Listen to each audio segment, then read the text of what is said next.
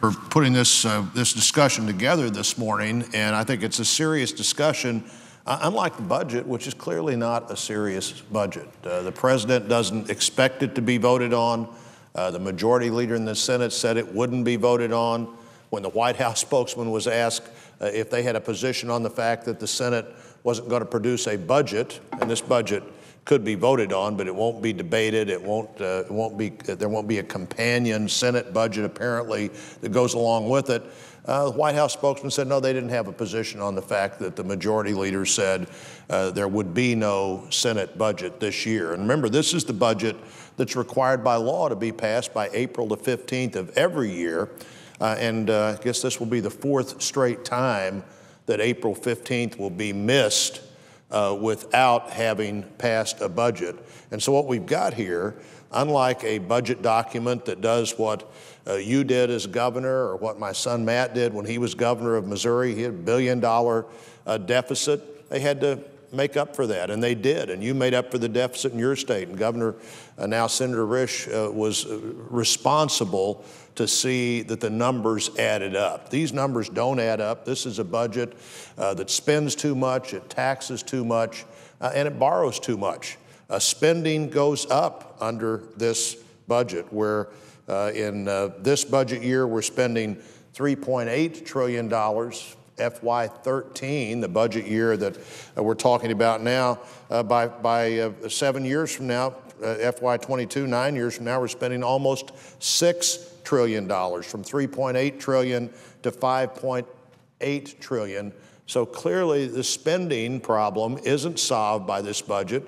This budget makes the spending problem worse, and they add almost $2 trillion in new taxes. So it spends too much, it taxes too much, and then it borrows too much. We're going to increase the debt again. We have a deficit of almost $1 trillion in each of the Obama years of responsibility during this first term. That can't be allowed to continue. But if you look at this budget document, the 10-year projections, there's no indication that we change any of these trends, but we all understand that these trends are unacceptable. The federal government's total debt has now surpassed the size of the economy. The potential of our economy to produce goods and services, the so-called GDP number, is now exceeded by our debt. Now, we know what happened in Greece when their debt exceeded the capacity of their economy to produce goods and services. We know what happened in Italy. We know what happened in Ireland. We know what happened in Portugal. Why don't we think that's going to happen to us? Because it will, and we have to make these numbers add up. You've, as a governor, had to produce a budget. Governor Risch produced a budget, and I'm going to turn to him here in a second, and to talk about the responsibility of the executive to lead, and then, frankly, the responsibility of the Senate to do its job. And I'm really continually surprised that we can miss this absolute deadline in the law year after year after year, and there's not a press outcry. There's more of a public outcry than a press outcry.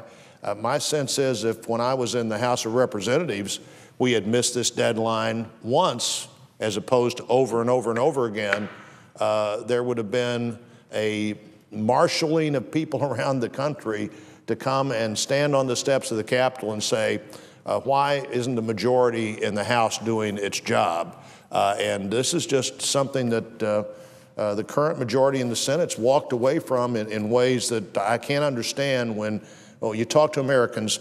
Getting people back to work and getting control of federal spending are the number 1 and 2 domestic priorities, but I don't see those priorities in this budget, and I'd turn to my friend from Idaho to see what he's thought of as we've had now a few hours to look at the specifics of the president's budget. My first thought here is that the insight's not really that difficult. It's just we need to do our job.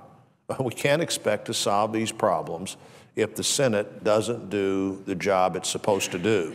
And we can't expect to solve these problems if we keep letting the size of our government get out of proportion to the capacity of our economy. In 2008, the year before the administration started, the deficit was higher than I thought it should be by a lot. It was $459 billion. That was 3% of GDP, and I thought that was unacceptable. The very next year, the first year of this administration, it went to 10% of GDP, $1.4 trillion.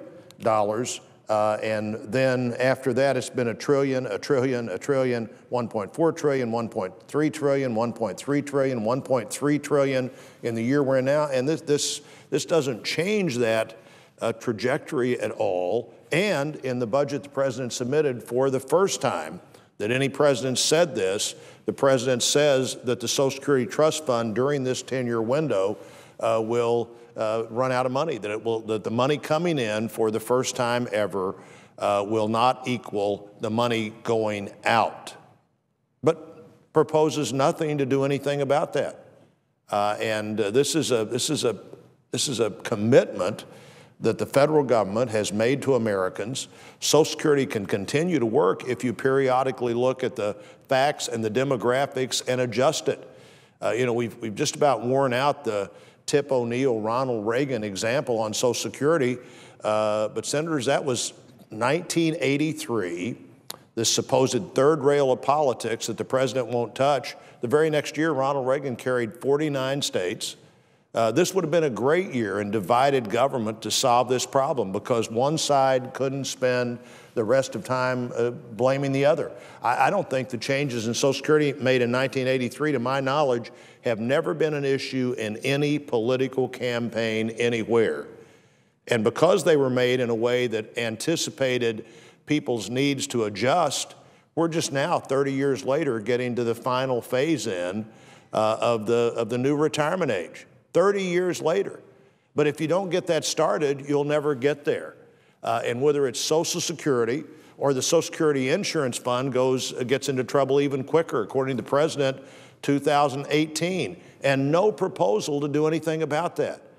People who are absolutely dependent, family members, dependent children who are absolutely dependent on that safety net if something happens to the worker who's paying into Social Security. 5 years from now, the president says that's in big trouble, but you go through all of these papers and you see no indication anywhere of what we should do about that. These are issues that have to be dealt with, and I just suggest the most fundamental way to deal with them is for the Senate to do its job, for the Senate to produce a budget, for the Senate to get focused, as Senator Risch suggested we needed to focus not on some phony pay-for 10 years out that never materializes, but what are we going to do this year to change the course of the country, to change the trajectory. One thing you learn in artillery is you don't have to change the trajectory, you don't have to change the level of the artillery piece very much to make a really big difference out there in the distance. But if you don't change it at all, you keep landing at exactly the same place. And this is a budget that actually lands in even a worse place because it spends more money, it spends too much, it taxes too much, it borrows too much. And the American people know we can't continue to do that, as a case very well made by Senator Risch.